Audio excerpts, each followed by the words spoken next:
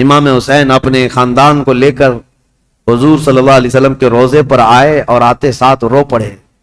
کہا نانا جان یہ وہی شہر ہے جہاں میں آپ کے کندھوں کی سواری کرتا تھا. یہاں کے در و دیوار گواہ ہیں اور یہاں موجود لوگ بھی گواہ ہیں کہ آپ سے جو میری محبت تھی یا مجھ سے جو آپ کی محبت تھی اس کے قصے مشہور ہیں. لیکن آج میں مدینے سے رخصت ہو رہا ہوں اس لیے نہیں کہ مجھے کوئی جائیداد بنانی ہے, صرف اس لیے کہ آپ کے دین پر کوئی آنچ آنے نہ پائے. امام حسین حضور اکرم صلی اللہ تعالی علیہ وسلم کے روضہ اطہر سے اجازت لیتے ہوئے نکلے تھے. مدینے والے کہتے ہیں وہ عجیب سما تھا کہ مدینے والے دیکھتے رہ گئے. اہل بیت کا قافلہ جب نکل رہا تھا اس میں حضرت امام حسین کے بھتیجے, بیٹے, بیٹیاں, بہن اور کئی لوگ شامل تھے. یہ قافلہ بعد میں بڑھتا چلا گیا لیکن مدینے سے نکلنے والے قافلے میں اتنے تھے. اور پھر امام حسین اپنی والدہ ماجدہ سیدہ کائنات فاطمہ الزہرا کی قبر کے پاس آئے اور بے اختیار رو پڑے. اپنی ماں کو آخری مرتبہ سلام کہہ رہے تھے. مدینے والے کہتے ہیں کہ حسین کا جانا ہم نے دیکھا تھا, حسین واپس مدینے کبھی نہ آئے. اور مدینے والے روکتے رہے کہ ہم آپ کی بیعت بھی کریں گے اور آپ کی حمایت بھی کریں گے, آپ مدینے سے نہ جائیں. کئی لوگ آپ کے جبے کو تھام کر پکڑے ہوئے تھے. کہا ہم آپ کو چلتا پھرتا دیکھتے ہیں تو رسول اللہ کی یاد آتی, ہم آپ کو یہاں محسوس کرتے ہیں تو ہمیں نبی پاک کی خوشبوئیں محسوس ہوتی ہیں. آپ اگر مدینہ خالی کر کے جائیں تو ہمیں بتائیں رسول اللہ کے گھر میں اب بچا کون؟ آپ کے بھائی شہید ہو چکے امام حسن, آپ کے باپ بھی نہیں ہیں. رسول اللہ کے گھر کی ایک نشانی آپ ہیں اور آپ جا رہے ہیں اور اپنی اولاد کو بھی لے جا رہے ہیں. کیا مدینہ رسول اللہ کے گھر سے خالی ہو جائے گا؟ اگر رسول اللہ کا گھر یہاں نہیں ہے تو پھر کس کا گھر رہے گا؟ مدینے والوں کی وہاں پر جو بہتابی تھی, آہو فغاں تھے, یہاں تک کہ وہ لوگ لڑنے کو تیار ہوئے اور تلواریں نکال چکے تھے. کہا حسین ابن علی ہماری تلواریں ہیں, آپ کے ساتھ ہیں, اللہ کا واسطہ دیتے ہیں آپ نہ جائیں. امام حسین نے ایک ہی جملہ کہا میں رہ تو جاؤں گا تمہاری باتوں پر, لیکن کل کو جو عیاش لڑکا بیٹھا ہوا ہے تخت خلافت پر یعنی یزید, یہ مقابلے کے لیے مدینہ بھی فوج بھیج دے گا اور حرم رسول کو میں مسلمانوں کے خون سے رنگین نہیں کر سکتا. نبی پاک کا شہر میری وجہ سے خون آلود ہو جائے, مجھے یہ گوارا نہیں. میں میرے نبی پاک کے شہر کا حد درجہ احترام کرتا ہوں, مجھے جانے دو. یہ قافلہ مدینے والوں کی آنکھوں سے اوجھل ہو گیا. مدینے والے کہتے ہیں راتوں کی نیند غائب ہو گئی, ہمارا چین و سکون غرق ہو گیا. ہم اہل بیت کے اس گھر پر آتے تھے جو رسول اللہ کے حجرے سے لگا ہوا تھا, جہاں کبھی سیدہ کائنات فاطمہ الزہرا رہا کرتی تھی. حضرت فاطمہ کا وہ مکان جو آج رسول اللہ کی جالیوں کے اندر آ گیا ہے. اہل مدینہ کہتے ہیں اس گھر کے اطراف ہم گھومتے تھے, اس لیے کہ ہمیں پتا ہے اس گھر کی تاریخ کہ حضور اگر اس گھر کے اندر بیٹھے ہوتے اور قرآن اترنا ہوتا تو جبرائیل دروازے پر کھڑے ہو کر پہلے اجازت لیتے پھر گھر میں آتے تھے. دوسری جگہوں پر جبرائیل امین براہ راست حضور پر وحی لے کر آتے تھے, آیتیں لے کر آتے, لیکن جب فاطمہ الزہرا کے گھر میں حضور ہوتے تھے تو جبرائیل اجازت لے کر آتے تھے. اہل مدینہ کہتے ہیں وہ گھر خالی ہو چکا تھا, اس گھر کے اندر اب کوئی نہیں تھا. اہل بیت نبوت کا یہ گھرانہ, رسول اللہ کا یہ خاندان سب چل پڑا تھا. مدینے والے کہتے بھی تھے کہ کیسا وقت آ گیا کہ آج نبی پاک نے جس مدینے کو عظمت کا بلند مقام دے دیا, اس مدینے میں ان کے ہی گھر کے لوگ رہنے کے لیے آج پریشان کیے جا رہے ہیں, ستائے جا رہے ہیں اور یہاں سے ہجرت کرنے پر مجبور کیے گئے. امام حسین ابن علی رضی اللہ تعالیٰ اپنے خاندان سمیت نکل کر کے مکہ مکرمہ پہنچے. شعبان المعظم کا مہینہ تھا, تقریباً 4 تاریخ تھی جو حضرت امام حسین کی پیدائش کی تاریخ. جب تقریباً 4 شعبان کی تاریخ 4 شعبان کو مکہ مکرمہ میں داخل ہوئے, مکہ والوں نے شاندار استقبال کیا. عبداللہ بن زبیر بھی وہاں تھے, عبداللہ بن عمر بھی وہاں تھے. انہوں نے کہا حسین ابن علی آپ آ گئے مدینے سے سلامتی کے ساتھ, اہلاً و سہلاً مرحبا, آپ کے لیے مبارکبادی ہو. ولید بن عقبہ سے, مروان بن حکم سے, یزید سے آپ نے جان بچا لی, اب امن و امان میں آپ رہیں. مکہ مکرمہ میں یہ خاندان نبوت اہل بیت کا گھرانہ خوشحالی کے ساتھ رہ رہا تھا، لیکن برا ہو ان کوفی شیعوں کا۔ شیعان علی ایک جماعت ہے جو بعد میں چل کر شیعہ کہتے ہیں نا، شیعہ کا مطلب حمایتی۔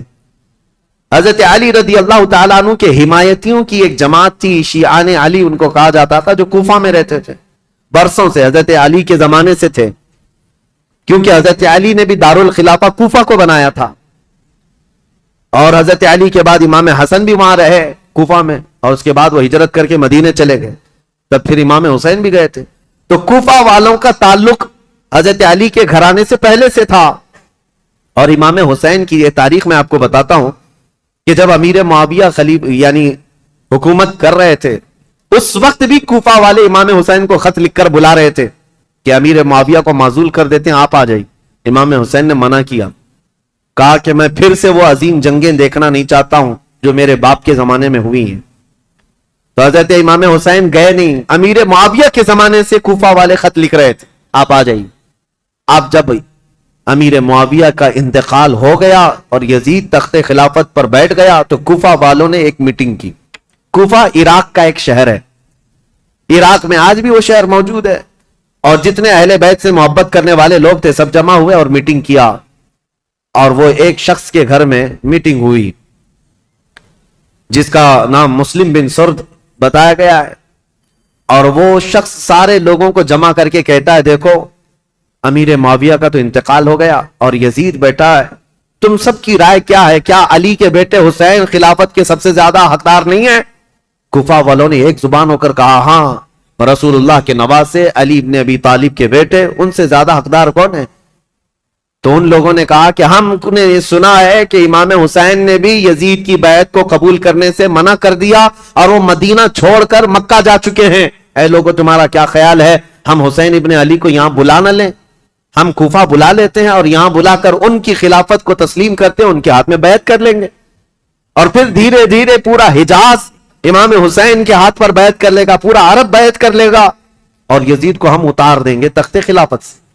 تو کوفہ والے اس بات پر سب اتفاق، اور پھر سارے لوگوں نے مل کر کے خط لکھا امام حسین کے نام پر۔ عبداللہ بن صبح حمدانی نام سے ایک شخص تھا، اس کے ہاتھ میں خط دے کر بھیجے جس میں کوفہ کے بڑے رئیس اور ذمہ دار جو لوگ تھے، وہاں کے جو سردار تھے، ان کی دستخطیں تھیں، ان کی مہریں لگی ہوئی تھیں۔ یہ خط رمضان کی 10 تاریخ کو آیا، کہاں؟ مکہ مکرمہ میں۔ مکہ مکرمہ میں امام حسین کے پاس یہ خط آیا تو امام حسین نے دیکھا، اس میں یہ لکھا ہوا تھا، کوفہ والوں نے لکھا تھا، اللہ کی حمد و ثنا کے بعد، حضور کی صلاۃ و سلام کے بعد کہا امیر معاویہ کا انتقال ہو گیا، اور ان کے بعد یزید جیسا فاسق و فاجر شخص بیٹا ہے، لہذا ہم اس کی امارت اور اس کی خلافت کو نہیں تسلیم کرتے۔ اے علی کے بیٹے حسین، آپ تشریف لے آئیں، ہمارے سر پر کوئی امام نہیں ہے، آپ تشریف لائیں، ہم آپ کے ہاتھ پر بیعت کرتے ہیں۔ یہ خط کا مضمون تھا۔ امام حسین رضی اللہ تعالیٰ عنہ نے یہ حرم کعبہ میں اس خط کو پڑھا، اس کے بعد لوگوں سے پوچھا، اب سنیے، کوئی ایک شخص نے بھی اس بات پر رضامندی کا اظہار نہیں کیا، جو بڑے صحابہ تھے انہوں نے کہا کوفہ والوں کی بات پر کبھی یقین نہیں کیا جا سکتا، یہ غدار لوگ ہیں، دھوکہ دے دیتے ہیں، یہ غدار لوگ ہیں، دھوکہ دیتے ہیں، آپ کے باپ کو بھی کوفہ میں شہید کیا گیا، آپ کے بھائی کو بھی شہید کیا گیا ہے، اب آپ وہاں کیوں جانا چاہتے ہیں؟ مت جائیں، مکہ آپ کے لیے امن و امان کے ساتھ۔ حضرت امام حسین نے ان خطوط کو نظر انداز کر دیا، لیکن 2-3 دن کے بعد تقریباً 53 یا 55 لوگ کوفہ سے چل کر کے مکہ مکرمہ آئے، اور طواف کعبہ کے بعد سب امام حسین کے پاس نظر و نیاز لے کر کے آئے، اور اس کے بعد پھر خطوط لے کر آئے، کوفہ والوں کے حالات بتائے۔ امام حسین نے دوبارہ صحابہ سے مشورہ کیا کہ کیا کرنا چاہیے، تب پھر صحابہ نے وہی بات کی، کوفہ والے غدار قسم کے لوگ ہیں، طبیعت کے اندر ان کے استقامت نہیں، کسی ایک بات پر جمتے نہیں ہیں، آپ مت جائیں۔ دوسری مرتبہ بھی امام حسین صبر کر کے رہ گئے، رمضان کا مہینہ ختم ہونے کو آیا، تقریباً خطوط کا سلسلہ جاری رہا، اتنے کہ 10,000 کے قریب لوگوں نے امام حسین کو دعوت دی، اور اخیر میں یہ دعوت دی کہ اے حسین ابن علی، کل قیامت کے دن اگر اللہ تعالی ہم سے یہ سوال کر لے کہ فاسق و فاجر معاویہ کے بیٹے سے تم نے بیعت کیسے کی، اس کو امیر کیسے بنایا، تو ہم اللہ کی بارگاہ میں قیامت میں یہ جواب دیں گے کہ اے رب العالمین، ہم نے تو رسول اللہ کے نواسے کو بلایا تھا مگر انہوں نے انکار کیا تو ہمارے پاس کوئی چارہ نہیں تھا، اس لیے ہم نے یزید کی بیعت کر لی۔ یہ تو ایموشنل بلیک میلنگ ہے۔ بہت سارے لوگ آج ہمیں یوں بولتے ہیں پروگرام کی تاریخ دے دیجئے نہیں تو پورا علاقہ دیوبندی ہو جائے، پروگرام کی تاریخ دے دیجئے نہیں تو یہاں ایسا ہو جائے۔ میرے عزیزو، تمہارے ذمے بھی تو کچھ ہے، تمہارے ذمے بھی تو کوئی چیزیں ہیں۔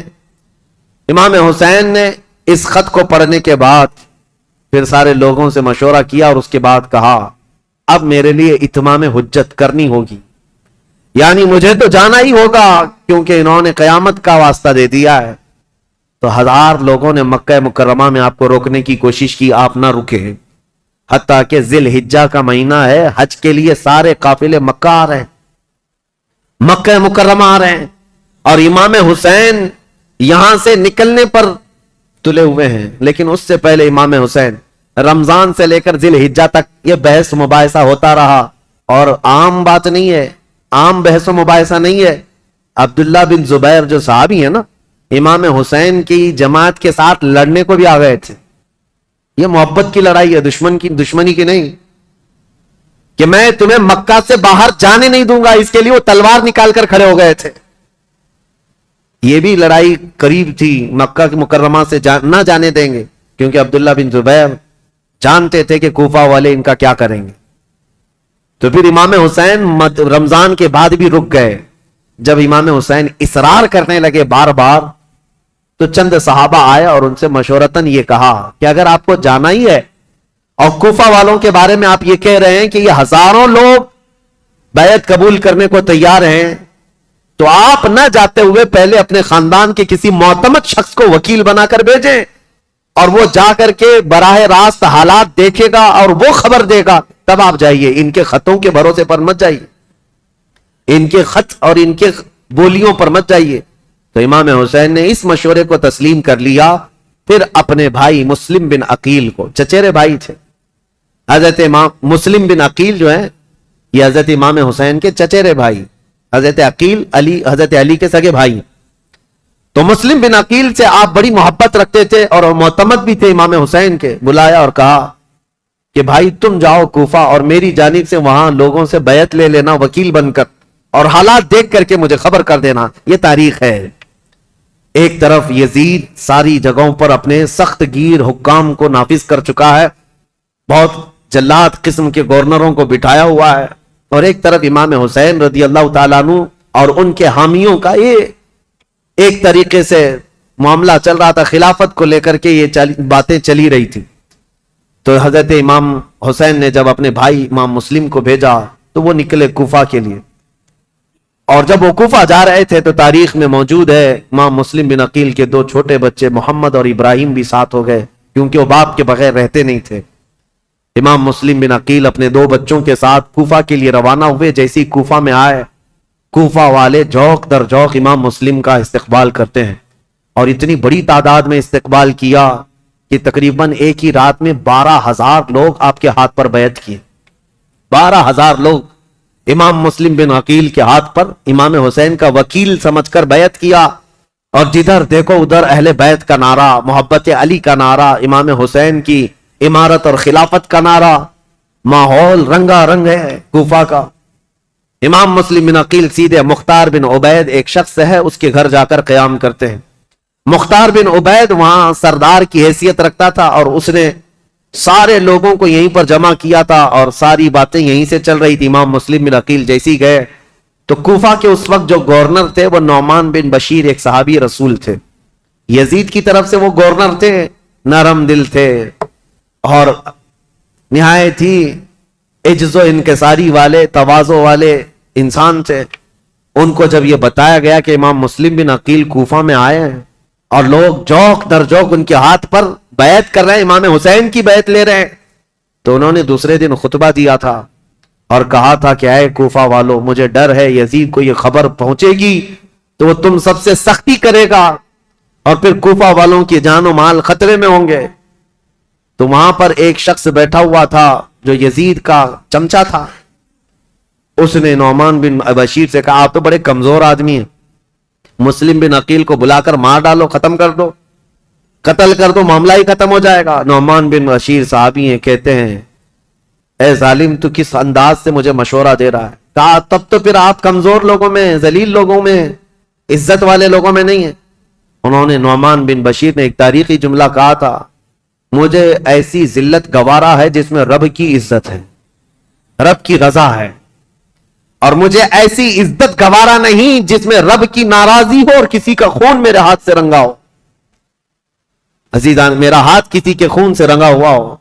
حضرت نعمان بن بشیر اتر گئے اور یزیدی جو وہاں موجود تھے حامی، انہوں نے خط لکھ کر کے یزید کو پہنچا دیا کہ دیکھو یہاں پر تو مسلم بن عقیل آئے ہیں اور حسین نے خلافت کا دعویٰ کر ہی دیا ہے، جس کا تمہیں خطرہ تھا وہ خطرہ آ گیا، اور کوفہ والے جوک در جوک بیعت کر رہے ہیں۔ یزید کو کب یہ بات ہضم ہوتی؟ وہ تو کب سے تیاری کر رہا تھا، بلکہ اس کے باپ حضرت امیر معاویہ بھی اس کے تخت خلافت پر بیٹھنے کے لیے تیاریاں کیے ہوئے تھے، کئی لوگوں سے بات چیت کیے ہوئے تھے، حالات سازگار نہیں ہوئے تب تو ان کا انتقال ہو ہی گیا۔ یزید زور سے، طاقت سے کئی لوگوں کو اپنا ہم نوا بنا رہا تھا، اور جب اسے پتا چلی گیا جس بات کا مجھے خطرہ تھا وہ خطرہ تو آ ہی گیا کہ خلافت کا دعوے دار علی کا بیٹا ہو سکتا ہے، اسے خطرہ تھا، اور حضرت امام حسین کی خلافت کا کوفہ والوں نے پہلے ہی اعلان کر دی۔ ابھی امام حسین نے اعلان نہیں کیا، کوفہ والوں نے یہ اعلان کر دیا، اور اپنے ہاتھ سے سب لوگوں نے بیعت کرنا شروع کر دیا تھا۔ ایک بات یاد رکھو میرے عزیزوں، اپنے اندر اللہ کے نبی صلی اللہ علیہ وسلم کی محبت ایسی بساؤ کہ ظالم جو خواب دیکھتا رہتا ہے نا ڈر کے مارے، وہ خواب کبھی نہ کبھی سچا ہو ہی جاتا ہے۔ ہاں، مجھے یہ بات یاد آتی، یزید جیسے ڈرتا تھا، ہر دن ڈر کے سوتا تھا کہ کہیں سے کوئی خلافت کا دعوے دار اٹھے گا تو میری کرسی ہلا دے گا، اور اس کو پتا چلا جیسے ہی حضرت امام حسین اٹھ گئے تو اس دن وہ اپنا ماتھا مارنے لگا اور لوگوں سے کہا کہ دیکھو جس کا ڈر تھا وہی ہو گیا۔ ایسی آج کے یزیدیوں کو بھی یہ خبر ستاتی رہتی ہے ہمارے ملک کے، اور پاکھنڈی بولتے بھی رہتے ہیں 2029 میں ہندوستان کا پردھان منتری مسلمان بن جائے گا۔ یہ ہماری بات نہیں ہے، یہ ڈر کے مارے دیکھے ہوئے خواب ہیں، یہ ڈراؤنے خواب ہیں جو پریشان کرتے ہیں، اور انشاءاللہ العزیز کوئی حسین کا غلام بیدار ہوگا اور پورے ہند کو ایک میدان میں لا کر کھڑا بھی کرے گا انشاءاللہ۔ ہاں، اس قوم کو زندہ ہو لینے دو، پھر ہر قوم کہے گی حسین ہمارے ہیں انشاءاللہ۔ حضرت امام حسین کی طرف سے امام مسلم بن عقیل نے بیعت لینی شروع کی تو یہاں کوفہ پورا کا پورا ان کے دامن میں آ گیا۔ روزانہ ایک ایک گھر پر دعوت ہے امام مسلم بن عقیل کو، ارے وہ چلنے تک نہیں دیتے، ان کے شہزادوں کو سواریاں بنا لیتے، ان کے شہزادوں کو اپنی سواریوں پر بٹھا لیتے، اپنے کندھوں کو سواری بنا دیتے، اس طرح کی محبت پیش کرتے رہے۔ اور پھر امام مسلم بن عقیل نے امام حسین کو خط لکھا کہ حالات بہت اچھے ہیں، کوفہ والے پورے ایک آواز ہو کر آپ کی خلافت کا اعلان کر رہے ہیں، آپ کو جلدی تشریف لانا چاہیے اور آپ کی خلافت کا اعلان ہونا چاہیے۔ امام مسلم بن عقیل نے خط لکھ کر بھیجا، جس کام کے لیے آپ کو بھیجا گیا تھا وہ کام تو آپ نے کیا، عینی گواہ بھی تھے، آنکھوں سے دیکھا ہوا حال بیان کر دیا۔ اب امام حسین کے پاس جب یہ خط آیا تو اب مجھے بتاؤ، مکہ والے جو صحابہ امام حسین کو روک رہے تھے مت جاؤ مت جاؤ، امام حسین نے کہا تمہارے مشورے پر میں اپنے بھائی کو بھیجا، میرے بھائی نے بھی وہی خبر دی جو کوفہ والے اپنے خطوں میں لکھ کر کے بھیج رہے تھے، میرے بھائی پر تو مجھے اعتماد ہے، انہوں نے جو دیکھا وہ سچ بتایا۔ یہ خط تو آیا لیکن یزید کے ہاں سے جو معاملات سنگ دل کے بدلے اس طرح کہ اس نے مروان بن حکم کو بلایا اور پوچھا کہ یہ اس فتنے کو کیسے ختم کریں، یہ بغاوت کو کیسے سرو کریں۔ تو اس نے مشورہ دیا کہ نعمان بن بشیر یہ کمزور دل آدمی ہے، نرم دل آدمی ہے، اس کو اتار دو، حالانکہ صحابی رسول تھے، کہا اس کو اتار دو۔ اور عبید اللہ ابن زیاد یہ ایک نہایتی ظالم قسم کا جلاد آدمی تھا، اس کی ماں کے متعلق ہی مشہور تھا جو زنا کرتی یا کرواتی رہی، جس سے پیدا ہوا، اور اس کی ظلم کی داستانیں لوگوں میں مشہور تھیں۔ یہ بصرہ کا گورنر تھا۔ یزید نے فوراً لیٹر لکھ کر بھیجا کہ یہاں سے عبید اللہ بن زیاد سیدھے کوفہ جائے اور وہاں کے حالات کو اپنے ہاتھ میں کنٹرول کرے۔ عبید اللہ بن زیاد जैसे ही यजीद का खत आया वो कूफा निकला। कूफा जब गया तो भेष बदल करके आया, चेहरे पर नकाब डाल करके मदीने की तरफ, मक्का की तरफ से जो रास्ता आता है उस रास्ते से कूफा में आया, क्योंकि कूफा वाले रोज इस इंतजार में थे कि हैदर कर्रार के शहजादे इमाम हुसैन तशरीफ लाने वाले, रसूलुल्लाह के बेटे कूफा में आने वाले, रोज इंतजार में थे, क्योंकि इमाम मुस्लिम ने खत लिख करके भेज दिया है, अब वो आने वाले। तो इब्ने जियाद यही धोखा देते हुए उसी रास्ते से आया कि कूफा वाले ये समझें कि हुसैन इब्ने अली आए, और कूफा वाले वही समझे। खूब नारे लगाए, मरहबम बिका या इब्न रसूलिल्लाह, ऐ रसूलुल्लाह के शहजादे, मरहबा मरहबा, आप आ गए हमारे कूफा में। ये जालिम कुछ भी नहीं जवाब देता था, पर्दा डाले हुए जुलूस में चलता रहा ऊंटनी पर बैठकर। और जब दारुल खिलाफा पहुंचा या गवर्नर हाउस पहुंचा, तो वहां पहुंचते ही गवर्नर हाउस में अंदर गया, दरवाजा बंद किया, छत पर खड़े होकर फिर खुतबा दिया और कहा, है लोगों, ये अली बिन अबी तालिब का बेटा हुसैन नहीं, मैं उबैदुल्लाह बिन जियाद यजीद की तरफ से नया गवर्नर बनकर आया हूं। नौमान बिन बशीर को माजूल किया जाता है, आज से कूफा के सारे मामलात मेरे हाथ में होंगे।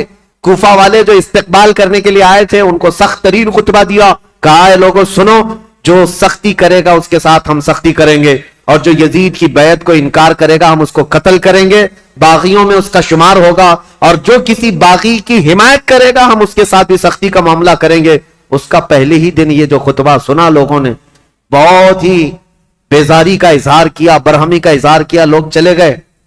अब इमाम मुस्लिम बिन अकील के हालात अब बदलने को आ गए, कूफा वाले बस भीतर भपकी से डर गए, उबैदुल्लाह बिन जियाद के एक खुतबे से डर गए। और उसके बाद दूसरे दिन उबैदुल्लाह बिन जियाद ने क्या किया, कूफा के जितने कबीले थे, खानदान थे, उन खानदानों के जो जो बड़े लोग थे, खानदान का जो भी रईस होता, उन सबको अपने गवर्नर हाउस में बुलाया और बुला करके इतना सख्त डराया और कहा, तुम में से कोई भी अगर मुस्लिम बिन अकील को अपने घर में पनाह दिया या देता हुआ नजर आया तो मैं तुम्हारी फांसी का फंदा यहीं पर लटकाऊंगा, और उसके बाद तुम्हारे लिए वो इबरतनाक सजा होगी, इसलिए कि यजीद अमीरुल मोमिनीन की तरफ से मुझे ये ऑर्डर है। ऐसे सख्त अहकामात दिया और उसके बाद कूफा वालों को डराया, ये कह करके कि यजीद की तरफ से 30,000 की फौज आ रही है जो कूफा की ईंट से ईंट बजा देगी। सारे सरदार डर गए, जितने कबीलों के आका थे, उनके जो जो रईस थे वो डर के मारे छुप गए, और हजरत इमाम मुस्लिम बिन अकील को आकर ये मामलात की खबर दी। इमाम मुस्लिम बिन अकील जिस घर में थे, उबैदुल्लाह मुख्तार बिन उबैद जिसके घर में थे, वहां से आप हिजरत कर गए, वहां से निकल गए कि यहां रहना अच्छा नहीं, तो वहां से निकल करके एक बहुत ही उम्र दराज सहाबी थे कूफा में, हानी बिन उरवा, उनके घर गए। ये मुहिब्बे अहले बैत थे, खानदान नबुव्वत के चाहने वाले थे। इमाम मुस्लिम बिन अकील उनके घर जाते हैं, हानी बिन उरवा ने उनका इस्तकबाल किया और अपने घर के एक कमरे के अंदर उनको छुपा दिया। राजदारी के साथ इमाम मुस्लिम बिन अकील और उनके शहजादों को अपने घर में रखा, और जितने अहले बैत से लोग मोहब्बत करते थे सिर्फ उनको मालूम था कि इमाम मुस्लिम बिन अकील हानी बिन उरवा के घर में, और उसके बावजूद इमाम मुस्लिम बिन अकील हानी बिन उरवा के घर में रहकर भी कूफा वालों को बुलाते रहे, जो अब तक 60,000 की तादाद में पहुंचे थे बैत करने वाले। अब उन लोगों में अब छांटना शुरू किया कि अभी बचे कितने हैं। हानी बिन उरवा के घर में जब आप खुफिया लोगों से मुलाकात करते थे, उस वक्त भी 18,000 लोग अभी भी इमाम मुस्लिम बिन अकील के साथ थे। आकर के उन्होंने अपने साथ होने का इजहार किया। इमाम मुस्लिम बिन अकील ने कहा कि अब भी हालात सही हैं, कुछ बदले तो क्या हुआ, कुछ तो मौजूद है, इमाम हुसैन को आना चाहिए। दूसरा खत भी उन्होंने लिखा कि हालात काबू में आने के लायक हैं, आप तशरीफ लाएं। दूसरा खत भी गया इमाम हुसैन को। लेकिन अब इमाम मुस्लिम बिन अकील की तलाश शुरू कर दिया उबैदुल्लाह बिन जियाद। यह हर जगह लोगों से पूछने लग गया कि मुस्लिम बिन अकील जो आए हैं हुसैन की तरफ से वकील बनकर, वो किसके घर में छुपे हुए, कोई बताने को तैयार नहीं था। अब उबैदुल्लाह बिन जियाद ने एक गुलाम को पैसा देकर के भेजा, 3,000 दिरहम या दीनार, कहा कि तू जा करके किसी न किसी तरह से तलाश करके मालूम कर कि मुस्लिम बिन अकील कहां छुपे हैं। अब वो रोजाना घूमता था और जो अहले बैत से मोहब्बत करने वाले हैं वो जानता था। तो एक मुस्लिम बिन औसजा असदी रदी अल्लाह ताला मुहिब्बे अहले बैत से मस्जिद में इबादत में रहते, उनके पास गया ये गुलाम जिसका नाम माकल था। ये गया और कहा जाकर के मुझे मुस्लिम बिन अकील से मिलना है।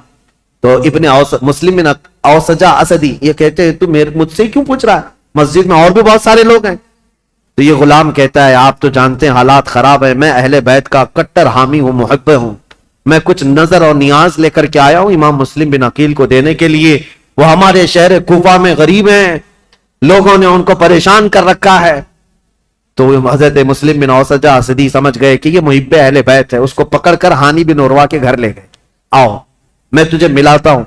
حضرت ہانی بن عروہ کے گھر یہ معقل غلام گیا تو دیکھا حضرت مسلم بن عقیل اور ان کے دونوں شہزادے گھر کے اندر ایک کمرے کے اندر موجود ہیں, اور جتنے اہل بیت سے محبت کرنے والے رازدار لوگ تھے وہ آتے تھے, ملتے تھے, جاتے تھے.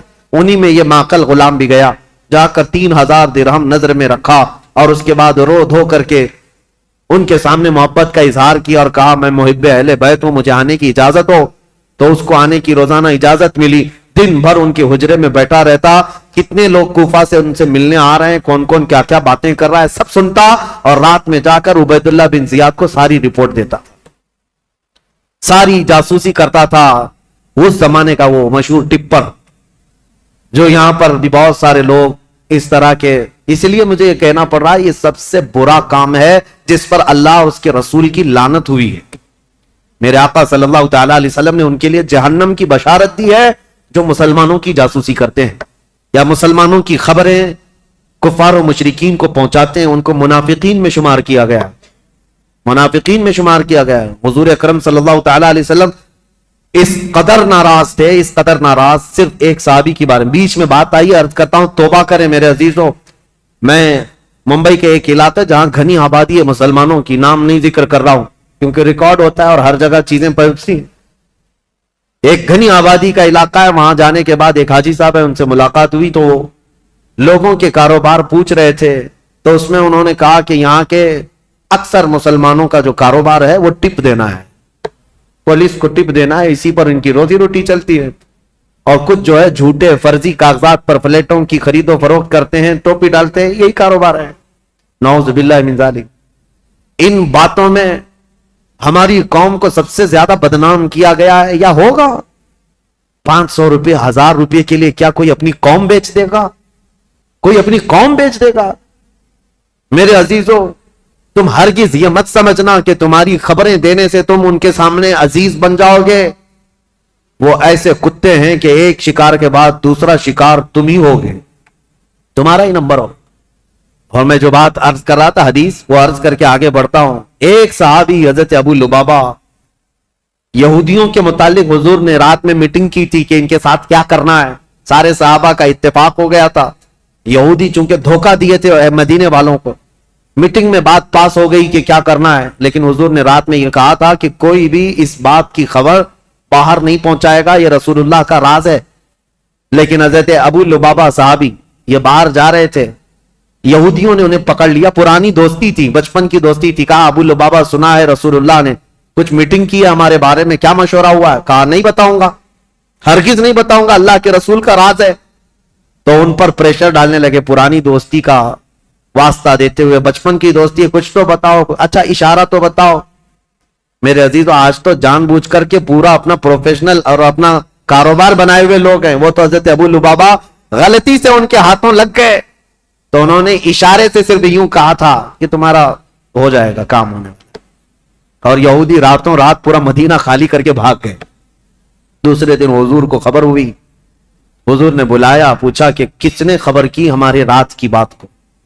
تو حضرت ابو لبابہ کہتے ہیں کھڑا ہو گیا, کیونکہ پتا ہے نہ بھی بتاتا تو مخبر صادق صلی اللہ علیہ وسلم کو ہر بات کی خبر ہے.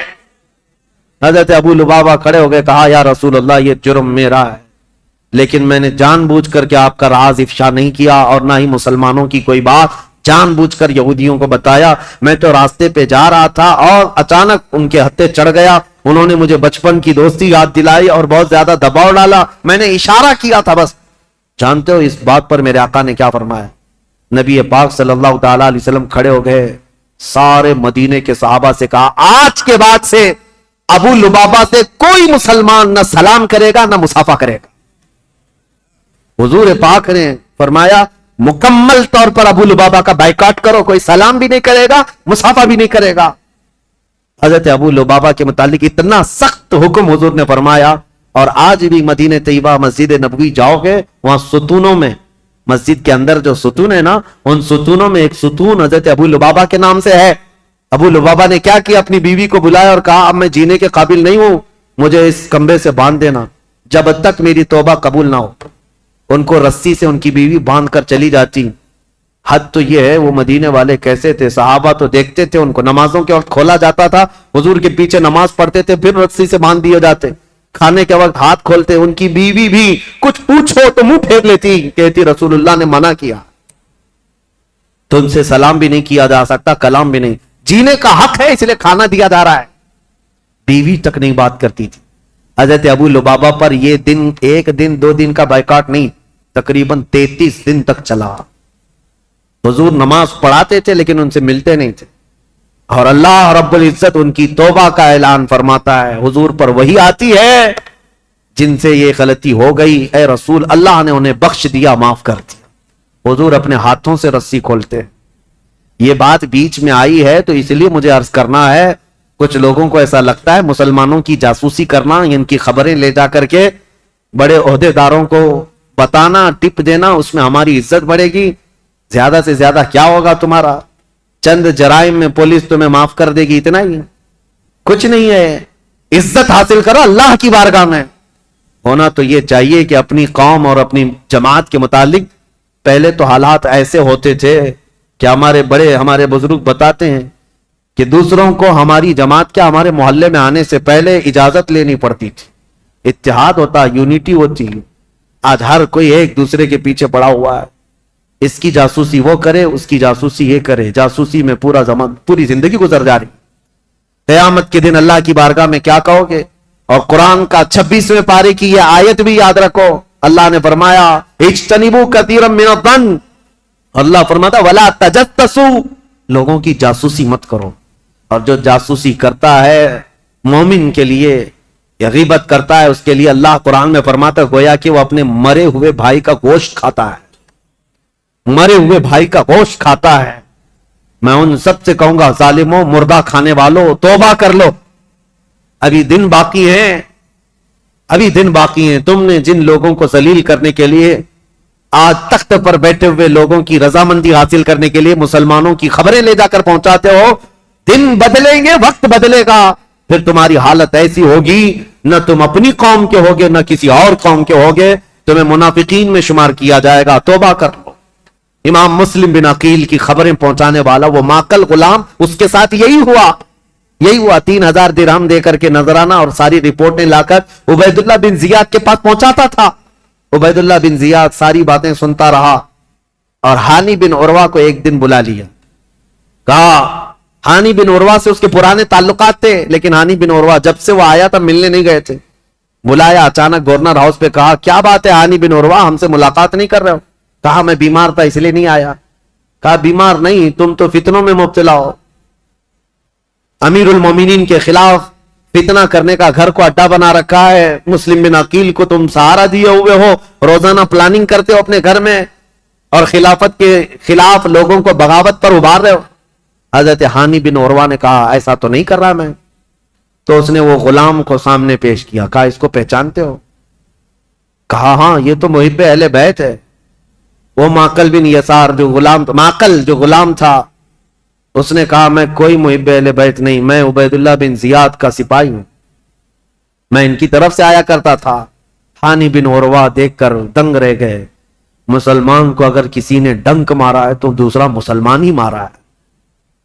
اکثر یہی ہوا ہے تاریخ میں، جب تک اپنا کوئی گھر کا بھیدی نہیں ہوتا تب تک کوئی دشمن ہم پر غالب نہیں ہوتا. پوری تاریخ میں دیکھیں آپ یہی ہوتا رہا ہے. ہانی بن عروہ نے کہا تو اب یہ تیری جاسوسی تھی تو سن لے، حقیقت بات یہ ہے مسلم بن عقیل خود آئے ہیں میرے گھر اور وہ اہل بیت سے ہیں، میں ان کو منع نہیں کر سکتا اس لیے میں اپنے گھر میں رکھا ہوں. مسلم بن عقیل کی ابھی یہ بات چل رہی تھی، کوفہ میں یہ بات گردش کرنے لگ گئی کہ وہ قبیلہ بنی مزعج کے تھے. ایک قبیلہ تھا بنی مزعج، اس قبیلے کے ہانی بن عروہ سردار تھے. مشہور ہو گئی ہانی بن عروہ کا قتل ہو گیا، ان کو مارا گیا. تب سارے ان کے خاندان کے لوگ اور سب کے سب جمع ہو گئے. یہ تعداد بھی قریب 12,000 کی تھی.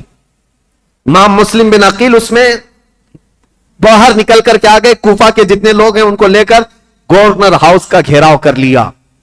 سب کو باہر جمع کر لیا. امام مسلم بن عقیل نے کہا اس وقت تک نہیں جائیں گے جب تک ہانی بن عروہ کے قتل کے بارے میں ہم ابن زیاد سے بدلہ نہ لیں گے. کوفہ والے نعرہ لگاتے ہوئے آ گئے. یہ وقت بھی ایسا تھا امام مسلم بن عقیل چاہتے تو پورے گورنر ہاؤس کو تباہ کر دیتے, لیکن جب 12,000 لوگ آئے تھے تو ابن زیاد نے کیا کیا, ہانی بن عروہ کو اس نے قتل نہیں کیا تھا, وہیں گورنر ہاؤس میں قید کر کے رکھا تھا. بوڑھے صاحب ہی تھے, ان کو پکڑ کر کے چھت پر لایا گیا اور یہ زور زبردستی ان سے کہا گیا اپنے قبیلے والوں سے کہہ دو واپس چلے جائیں, اپنے قبیلے والوں سے کہہ دو مسلم بن عقیل کا ساتھ چھوڑ دیں ورنہ ہانی بن عروہ تمہارا قتل ہو جائے گا, ٹکڑے ہو جائیں گے. ہانی بن عروہ چھت پر آئے اور اعلان کیا, اے لوگوں میں زندہ ہوں, مجھے نہیں مارا گیا ہے, لیکن بات یہ ہے فتنہ و فساد ہو رہا ہے, تم لوگ سب منتشر ہو جاؤ. تو ابن زیاد کی طرف سے ایک آدمی کھڑا ہوا کہ اے بنی مزیج کے لوگوں, تم سے ابن زیاد کی کوئی دشمنی نہیں ہے, ہانی بن عروہ کا وہ دوست ہے, تم سب مسلم بن عقیل سے دور ہو جاؤ. ہانی بن عروہ کو کوفہ میں ایک عزت دار عہدہ دیا جائے گا اور ان کو یہاں پر عزت و تکریم سے نوازا جائے گا. قبیلے کے سارے لوگ نکل گئے. یہی وہ تاریخ ہے جب امام مسلم بن عقیل رات کو نماز پڑھانے کے لیے کھڑے تھے, عشاء کی 12,000 لوگ تھے, رات بھر یہ قضیہ چلتا رہا اور سارے قبیلے بنی مزیج کے اور کوفہ والے چھوڑ کر کے جاتے رہے. صبح کے وقت امام مسلم بن عقیل کے پیچھے فجر میں صرف 3 لوگ باقی تھے, 3 لوگ باقی رہ گئے. تاریخ میں ایسا باپ کبھی سنا ہے اپنے 12,000 لوگ ایک بیت چھوڑ کر کے جائیں اور 3 لوگ باقی رہ جائیں؟ یہ رسول اللہ کے خاندان والوں کا بہت عظیم امتحان تھا.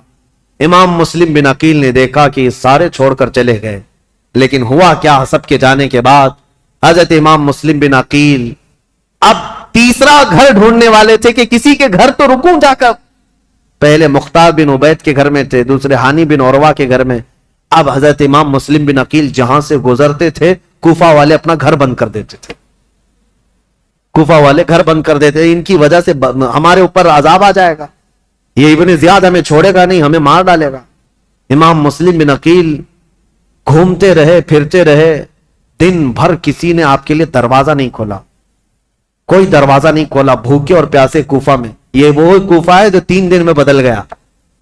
عبید اللہ بن زیاد کے آتے ہی پورے لوگوں کی طبیعت چینج ہو گئی.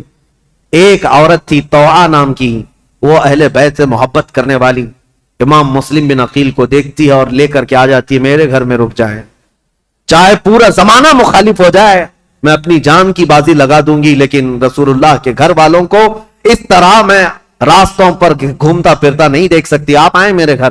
امام مسلم بن عقیل اس عورت کے گھر گئے. طوعا, یہ عورت بڑی جانثار تھی. اب ادھر ہوا یہ کہ ہانی بن عروہ کا قبیلہ تو چلا گیا, اب ہانی بن عروہ کو جو اس نے دعویٰ کیا تھا کہ ان کو عزت سے نوازا جائے گا, کچھ نہیں. ان کو دوسرے دن کھڑا کیا گورنر ہاؤس میں, کہا مسلم بن عقیل کو میرے حوالے کر دو. ہانی بن عروہ نے کہا میں اپنا سارا گھر اور اپنی جان تیرے حوالے کر سکتا ہوں, مسلم بن عقیل کو تیرے حوالے نہیں کروں گا. اب ان کی دوستی بھی ختم ہو گئی. ہانی بن عروہ نے جب ایسی سختیاں کی تو عبید اللہ بن زیاد نے فوجیوں سے کہا کہ اس بوڑھے کو باہر لے جاؤ اور رسی سے باندھ کر کے راستوں پر کھینچو تاکہ کوفہ والے دیکھتے رہے. ہانی بن عروہ کو عبید اللہ بن زیاد کے ظالم فوجی رسیوں سے باندھ کر کوفہ کی گلیوں میں کھینچتے رہے. صحابی رسول ہیں, بوڑھے صحابی تھے, 80 سال کی عمر تھی. جب گلیوں میں کھینچا جاتا تھا وہ کھڑے ہو کر پوچھتے تھے, چیختے تھے, کوئی ہے, کوئی مجھے لاٹھی تو دے دے, کوئی رسی تو دے دے, میں کسی سے حفاظت کر لوں. ان کا خود کا قبیلہ بھی قریب آنے کو تیار نہیں, یہاں تک کہ گھماتے پھراتے ان کو گورنر ہاؤس پر لایا گیا. جب انہوں نے سخت جملے کہے, اے عبید اللہ بن زیاد سن لے, میں گواہی دیتا ہوں تو کذاب ابن کذاب ہے, اور جس کی خلافت کا تو دعویٰ کرتا ہے یزید, وہ سب سے بڑا دجال ہے, کذاب ہے. اس بات پر عبید اللہ بن زیاد نے حکم دیا اور ہانی بن عروہ رضی اللہ تعالیٰ عنہ کو پٹک کر کے قتل کر دیا گیا. صحابی رسول کو شہید کر دیا گیا. میرے عزیزوں, یہاں سے کوفہ میں جو اہل بیت اطہار کے جانثاروں کی شہادت شروع ہوئی, اس میں پہلے ہانی بن عروہ تھے, اور اس کے بعد وہ مسلم بن اوسجہ اسدی جو محب اہل بیت تھے, ان کا قتل ہوا. پھر اب ڈھونڈنے کے لیے بھیجا کہ جہاں کئی مسلم بن عقیل ہیں ان کو ڈھونڈ کر کے لاؤ. یہ حالات ہوتے رہے, اور طوعا نام کی عورت کے گھر مسلم بن عقیل تھے. اتفاق ایسا کہ اس طوعا نامی عورت کا جو بیٹا تھا محمد بن اشعث, وہ ابن زیاد کے درباری تھا, فوجی تھا. اور اس کو خبر ملی تو ابن زیاد سے آ کر کے کہا میری ماں نے پناہ دے رکھی ہے مسلم بن عقیل کو، لیکن میری ماں بہت ڈھیٹ ہے، مانے گی نہیں، وہ مجھ سے بھی لڑ جائے گی، مسلم بن عقیل کو حوالے نہیں کرے گی، تو کیا کیا جائے؟ ابن زیاد نے پوچھا تو اس نے کہا بیٹے نے میرے ساتھ 10 فوجیوں کو بھیجو، کسی نہ کسی طرح گرفتار کر کے لاؤں گا۔ تو 10 فوجیوں کو یا 12 فوجیوں کو لے کر یہ محمد بن اشعث آیا اور اپنی ماں سے آ کر کہا کہ ماں تو ایک مجرم کو پناہ دی ہے، ماں تو نے ایک غدار کو اور دھوکے باز کو اور خلافت کے باغی کو پناہ دیا ہے، تجھے پتہ نہیں انجام کیا ہے؟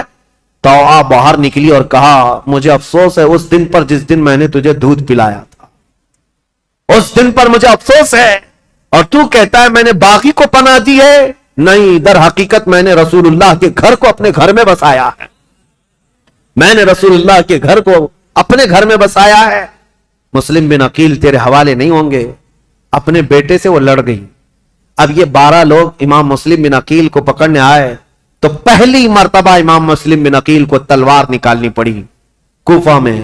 پہلی مرتبہ جب تلوار نکالی تو یہی 10-12 سے آپ کا مقابلہ ہوا، اور یہ 10-12 کیا، یہ حیدر کرار رضی اللہ تعالیٰ عنہ کے گھر کا شیر ہے۔ مسلم بن عقیل کی تلوار چمکتی تھی اور سامنے وہ بھاگے پھرتے تھے کتوں کی طرح، کوئی پکڑنے کو آتا نہیں تھا، یہاں تک کہ ایک شخص قریب آیا اور امام مسلم بن عقیل پر حملہ کرنے لگا۔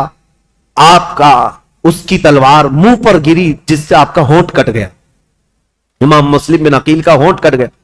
امام مسلم بن عقیل، سخت شدت کی دھوپ ہے اس دن، طوعا نامی خاتون سے کہتے ہیں اے محب اہل بیت، جان ساران اہل بیت کی خاتون، مجھے تھوڑا پانی دے دے، میں پانی پیوں گا اور ان کا کام تمام کروں۔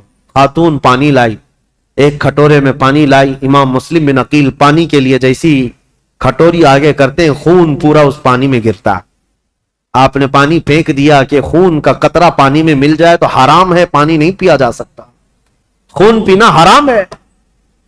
دوسری کھٹوری لائی گئی، آپ جب لبوں کے قریب لگاتے اس میں بھی خون ٹپکتا تھا، آپ نے وہ پانی بھی چھوڑ دیا، کہا صاف پانی پینا مسلمان کے لیے حلال ہے، خون جس پانی میں مل جائے وہ حرام ہے، میں حرام پانی اخیر وقت نہیں پی سکتا۔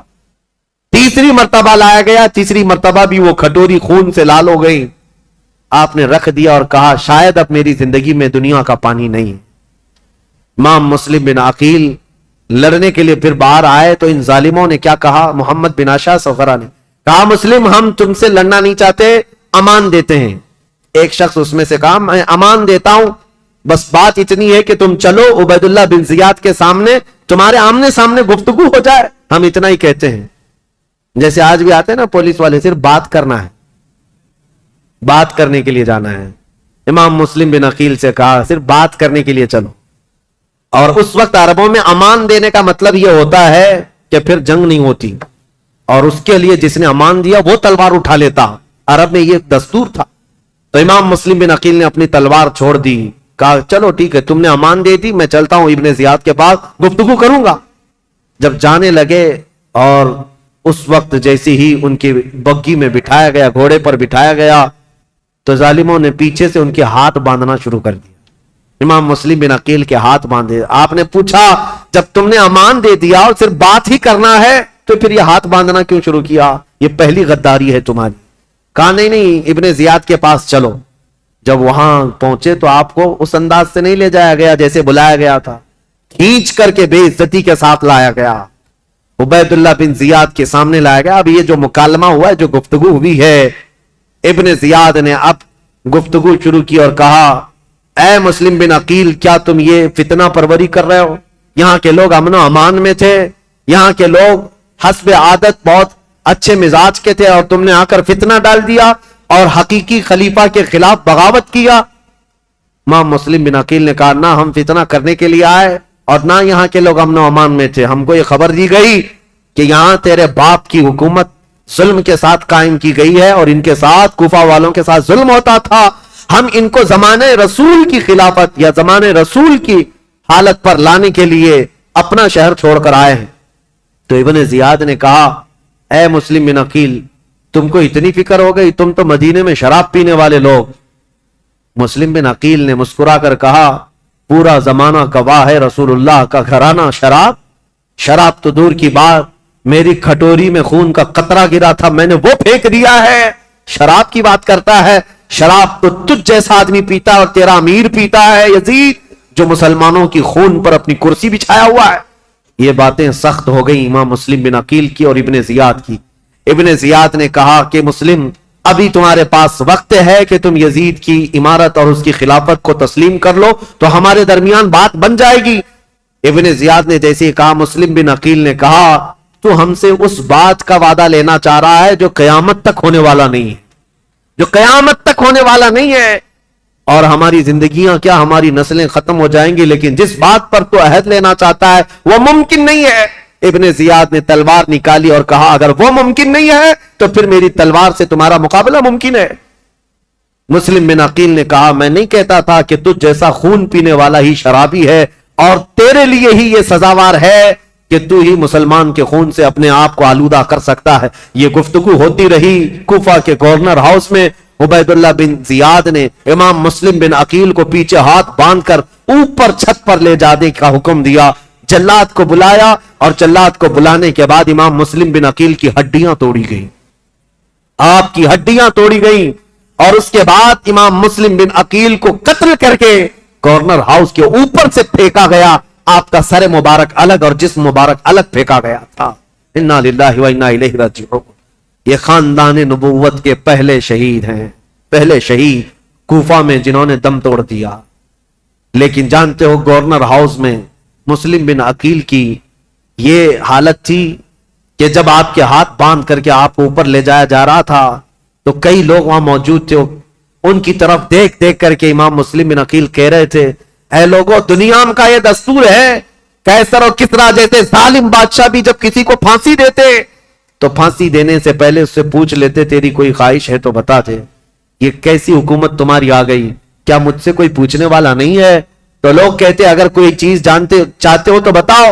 امام مسلم بن عقیل یہ کہہ رہے تھے میں یہ نہیں چاہتا کہ میرے بچوں کی دیکھ بھال ہو، میں یہ نہیں چاہتا کہ میرے گھر بار میری جائیداد کا خیال ہو، میں یہ بھی نہیں چاہتا کہ میرے بعد میری خبر مدینے پہنچائی جائے، بس اتنی خواہش ہے میری موت سے پہلے حسین ابن علی کو یہ پیغام پہنچا دو کہ وہ کوفہ جیسے بددیانت شہر میں کبھی نہ آئے، میرا یہ پیغام پہنچا دو کہ وہ اس شہر میں نہ آنے پائیں، اس لیے کہ اس نواز رسول کے ساتھ اگر ایسا ہوا جیسا میرے ساتھ ہو رہا ہے تو قیامت کے دن میں ان کو کیا منہ دکھاؤں گا۔